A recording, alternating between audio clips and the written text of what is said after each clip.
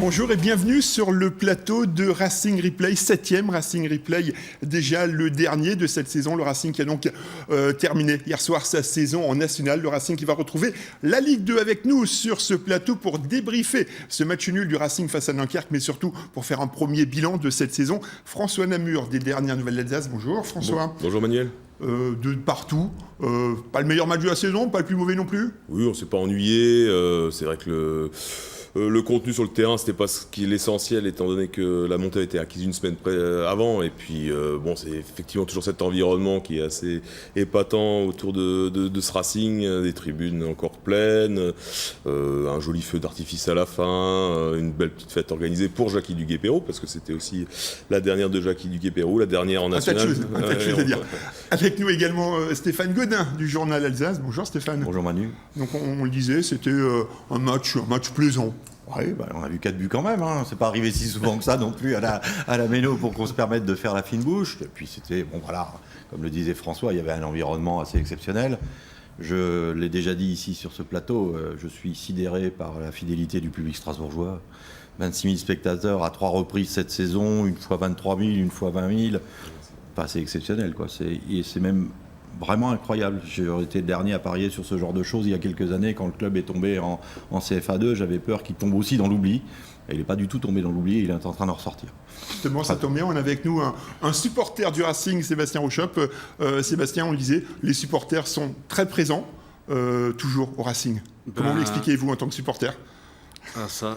Toujours très présent. Il y a une période de l'histoire du club, pas si lointaine que ça, où on n'était pas très nombreux à la Méno 1. Je me souviens, quand j'ai commencé à suivre le club en 96, il n'y avait pas plus de spectateurs, ou guère plus que lors du match de CFA2.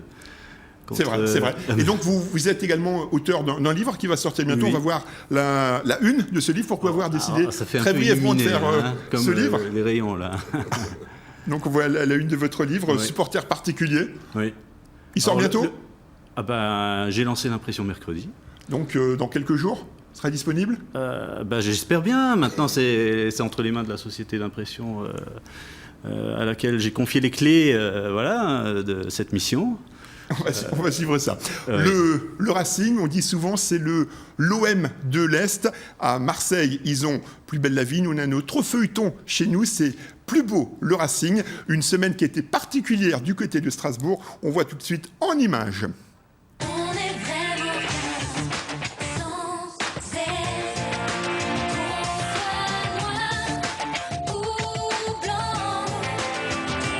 Duguay, c'est fini. L'entraîneur du Racing a appris lundi matin qu'il ne serait pas conservé la saison prochaine, son contrat se terminant en juin. Marc m'a signifié sa volonté de repartir la saison prochaine en repartant sur un nouveau projet professionnel avec un autre entraîneur. Donc moi je suis en fin de contrat. Malgré ce que vous en pensez les uns les autres, je ne suis pas usé. C'est pas pour cette raison que j'arrête.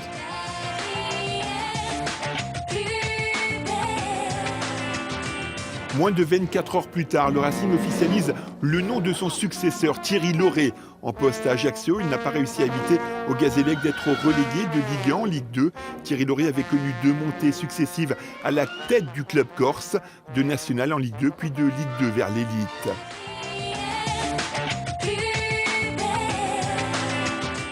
Le dernier match du Racing avec une égalisation à 2 partout dans les dernières secondes face à Dunkerque. Mais l'on retiendra surtout le vibrant hommage du public strasbourgeois à Jackie Duguay-Peyraud qui a tant gagné avec le Racing depuis son arrivée à Strasbourg en 1973 pour sa dernière en tant qu'entraîneur. Moi, j'ai jamais eu de problème avec le public à Strasbourg, que ça soit il y a très longtemps comme joueur ou comme entraîneur. J'ai jamais eu de soucis avec eux. Et voilà, ils me l'ont manifesté ce soir. Voilà, ça me ferait plaisir et j'espère surtout que c'est la fin d'une saison et puis que ça va. C'est en train de faire les andouilles derrière. Et puis que ça va enchaîner sur un bon début de saison prochaine. C'est tout ce que je souhaite.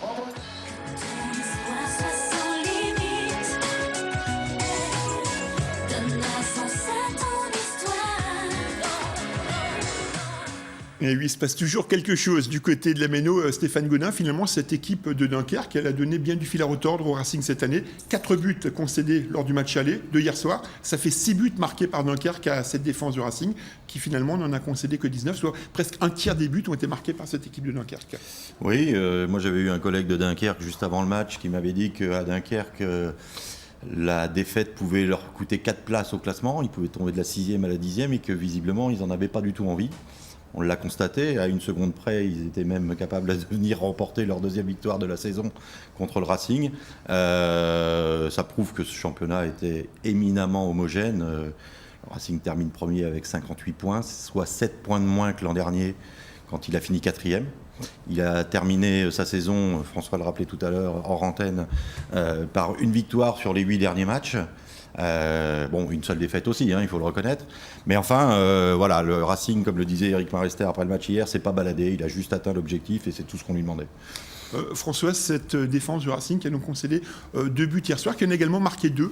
Ça également, c'est à souligner parce que l'attaque a souvent été un petit peu pointé du doigt. C'est la 13e attaque de National. Oui, bon, ceci dit, c'est quand même un match à part dans lequel il n'y a pas d'enjeu, on n'a pas joué le résultat plus que ça. Le début de match laissait quand même transparaître, laissait entendre que peut-être les valises étaient dans les coffres de la voiture, de la voiture sur le parking, parce que c'était plus un jubilé qu'un match qui comptait vraiment.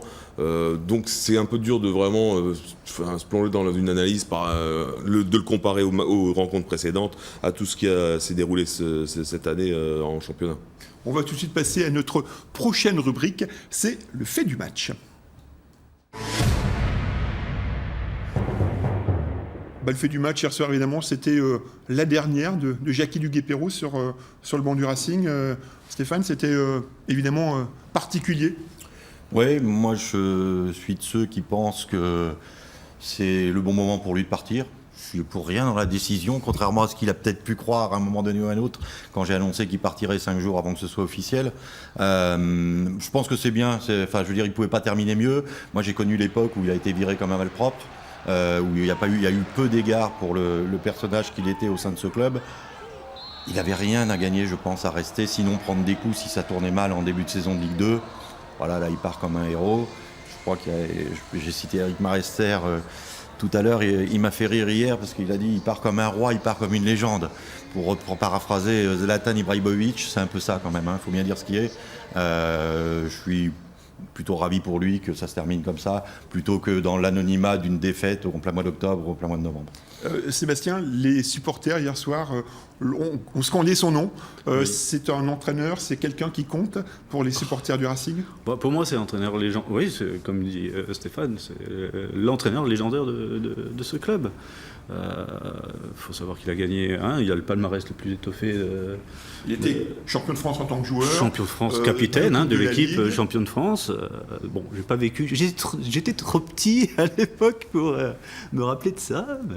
Et je vous rappelle que vous pouvez également réagir à cette émission avec le hashtag Racing Replay. François, c'est une page qui se tourne. C'est également ce que peut-être Marc Keller a voulu signifier en changeant Oui, bien sûr. Alors c'était assez amusant aussi dans les échanges d'après-match de dire ce qui est bien, c'est que la direction, il n'y aura pas de remous, il n'y a pas de changement, tout va se passer très sereinement en cette intersaison. Ça commence quand même par un changement d'entraîneur. C'est toujours. Je suis d'accord avec Steph quand il dit que pour lui, personnellement, pour son image, pour son bilan, pour son palmarès, c'est peut-être une bonne chose c'est sans doute une bonne chose qui s'efface. Je pense qu'il ne le pensait pas quand il a appris la nouvelle. Il serait bien resté. Mais le deuxième fait, c'est effectivement toujours de remplacer un entraîneur qui monte par un autre qui descend.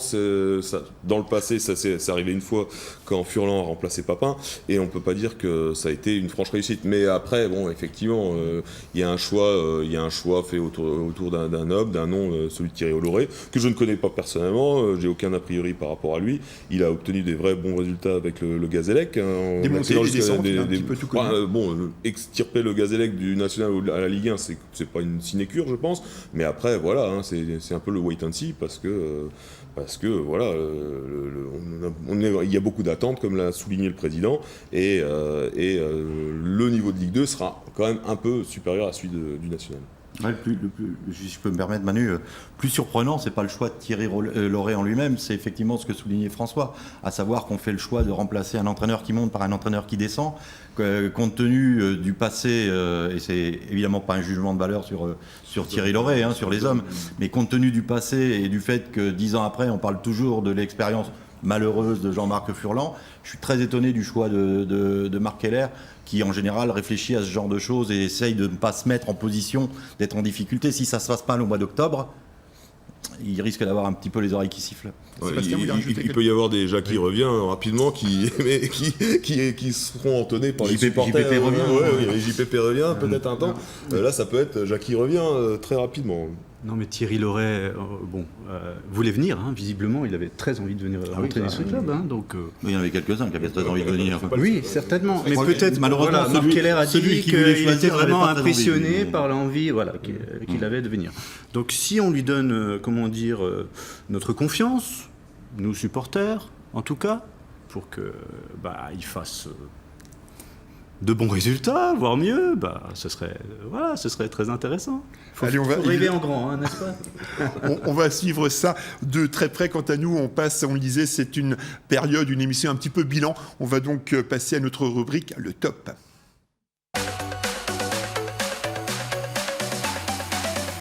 Bon, messieurs, c'est un petit peu carte blanche, François. Sur cette saison, votre top, qu'est-ce que vous avez envie de retenir ? Alors, vous avez demandé de préparer un petit peu. C'est ça. Je l'ai préparé, je vous ai indiqué le moment qui m'avait vraiment assez emballé, qui m'avait vraiment marqué dans cette saison. Il y a quand même le top constant, ça a quand même été le public. Là, Stéphane en parlait tout à l'heure, les chiffres hallucinants au niveau de l'affluence. Donc c'est vraiment la constante. Pour moi, c'est incroyable. Je vais tout à fait dans le sens de Stéphane. Mais après, pour citer un moment, c'était quand même le Colmar Racing, parce que c'est le jour où le Racing a vraiment dominé de la tête et des épaules son adversaire.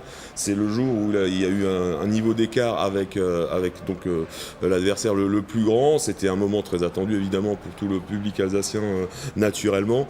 Et voilà, la victoire 3-0. Voilà, victoire 3-0, limite brillante, avec le Bouenga qui a fait sans doute le meilleur match de son cours intérim, enfin de son cours by Strasbourgeois. Voilà, moi je voulais retenir ce moment parce qu'il a été significatif, avec un stadium tout de bleu vêtu ou presque, qui augurait de ce qu'il allait hélas se passer pour nos pauvres SRC, et puis finalement le décollage définitif du Racing en haut du classement national. Stéphane, c'est la même question pour vous. Votre top sur cette saison à l'heure du bilan, c'est évidemment compliqué. Oui, on en a déjà parlé. On a parlé de la qualité de la défense, évidemment. Moi, si je devais citer un match, ce serait plutôt celui de Belfort à la reprise du championnat au mois de janvier, pour une raison très simple, c'est que le Racing avait perdu 3 fois juste avant Noël. Il recevait Belfort, qui à ce moment-là était leader, qui avait, je crois, perdu un seul match, me semble-t-il, et qui a fait plutôt un bon match d'ailleurs à la Méno. Et vous vouliez me parler également d'Éric Marester. Ah oui, pourquoi pas. C'est ce que c'était dit. Oui, ah oui, c'est vrai. Vous m'avez demandé Éric Marester comme symbole de la défense. On est bien d'accord. Mais Éric Marester quand même, parce que c'est un garçon charmant et qu'il est peut-être pas. Alors évidemment, on connaît les débats qu'il y a autour de son apport offensif relativement faible. Il a fait le boulot, moi je trouve, il a fait le boulot comme toute la défense, ou à peu près. Et quand on voit qu'effectivement le club n'a pris que 19 buts sur 34 matchs, c'est bien là que se situe la montée, pas en attaque évidemment. Côté supporter, un top, qu'est-ce que vous retenez oui, cette saison ? comme je reviens aussi sur l'idée du public que François soulignait. Stéphane disait dans son article hier, à la fin de l'article... Je ne sais pas. Soutien irrationnel. Oui, c'est ça, irrationnel. Soutien irrationnel. C'est exactement ça. C'est exactement ça. Parce qu'il y a un côté un peu irrationnel. 26 000 spectateurs hier soir à la Méno pour voir Dunkerque. À part, il y en avait un peu plus contre Colomiers.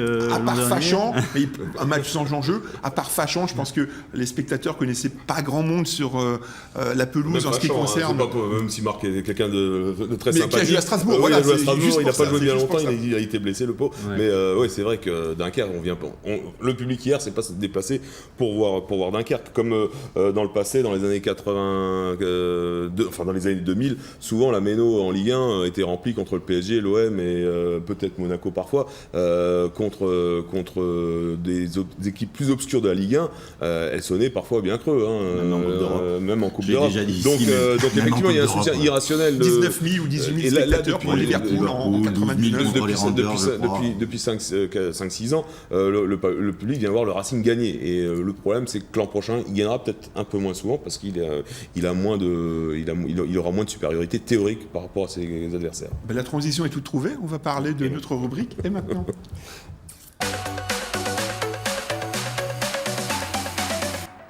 Stéphane, et maintenant il va se passer quoi? Beaucoup de choses. Thierry Laurey va mettre en place son équipe. Oui, Il y a du boulot. il a déjà commencé puisqu'il vient avec son adjoint. Pour ce qui est du reste du staff, Sébastien Roy restera, Florian Bayeux, le préparateur physique aussi. Pour les entraîneurs de gardiens, c'est pas encore défini. Ça va se discuter, je pense, en début de semaine puisque Thierry Laurey doit revenir lundi en principe sur Strasbourg. Oui, il y a du boulot, mais en même temps, pour le moment, il y a quand même 16 joueurs sous contrat. Plus 3 avec lesquels ils discutent pour une prolongation, ça fait déjà 19. Alors je compte évidemment les jeunes qu'on n'a pas vus cette année, le petit Solvay, le petit Weisbeck qui était sur la feuille de match hier, et le jeune gardien Corentin Schmidt-Heisler. Mais enfin la marge de manœuvre pour le moment n'est pas si grande, sauf éventuellement à se séparer de l'un ou l'autre. Pour le moment on n'a encore rien entendu à ce sujet. Et puis vouloir se séparer de joueurs c'est bien, encore faut-il que les joueurs veuillent partir. C'est pas tout à fait aussi facile qu'on le dit. François, le Racing va devoir cibler quel des type attaquants, de joueurs? des attaquants. Je discutais avec Egon Gindorf hier dans les travaux du stade. La base qu'on ne cesse de souligner est défensive. Elle a tenu la route cette saison. Elle a guère tremblé si ce n'est contre Dunkerque. Bon, les 5-6 de derrière, peuvent partir. On peut partir à la guerre en Ligue 2 entre guillemets avec les 5-6 de derrière sans trop trembler. En revanche, trouver quelqu'un qui crée le jeu, qui marque des buts, qui fait des passes décisives, c'est indispensable. Et c'est compliqué parce que c'est des joueurs qui sont d'ailleurs plus chers, que beaucoup de clubs cherchent à s'attacher. Donc voilà, effectivement, s'il s'agit de recruter 5-6 joueurs comme on a pu l'entendre, ça sera surtout le secteur offensif à renforcer. Sébastien Rouchop, cet été on pourra le passer à lire... Je peux juste préciser à lire votre livre. Voilà, mon frère est bien sûr collègue des personnes ici présentes. Vous connaissez bien Fabien Frangin. Mais on est d'accord que c'est pas lui qui vous a demandé que je vienne. Hein. Non. On est d'accord. Hein, c'est bien vous qui avez décidé. Je n'étais même pas au courant. On se met d'accord là-dessus. C'est pas mon frangin qui a fait la com. Votre livre sort donc le 18 à peu près. 18 juin. Normalement, la librairie Broglie, si les livres sont arrivés on voit la une, supporter particulier, Sébastien Rouchop, d'un écrivain normand. La préface est signée Jean-Marc Buterlin. On lira ça avec attention. Stéphane Gaudin, lors des vacances, là, avant la reprise du championnat le 29 juillet. Oui, je vais être absent pas mal là, à partir de la semaine prochaine pour un reliquat de vacances de cette année. Et puis ensuite, au juillet, je crois que je vais rater en début de saison mes premiers matchs depuis presque 3 ans. Voilà. Il y a quand même du boulot là sur l'intersaison, François. Oui, nous c'est très classique avec ma très chère collègue Barbara Schuster. Que l'on salue. Que je salue. Le mois de juillet c'est pour moi, c'est pour moi que le travail et pour elle c'est le mois d'août. Donc je serai du premier match de la saison assurément. On saura les ce deuxièmes. lundi. Comment on saura ce lundi. On saura quelle est contre la qui destination c'est, effectivement. Où vous serez le 29 juillet. Vous saurez. Après la semaine d'après je vous dirai pas. Pas être embêté par en tout cas, si c'est dans le sud de la France, j'y serai peut-être. En tout cas, merci beaucoup à tous trois d'avoir été avec nous. Merci à vous de votre fidélité à Racing Replay. Merci pour l'invitation. La saison de Ligue 2 reprend donc le 29 juillet et puis peut-être à l'année prochaine pour des Racing Replay version Ligue 2. À bientôt.